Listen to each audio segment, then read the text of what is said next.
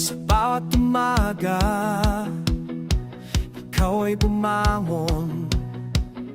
Sundo ang anak sa paaralan ng direksyon. Habang ang puso mo'y punong-puno ng pag-asa, sa trabaho'y naglalabay, tiyak na walang sawa.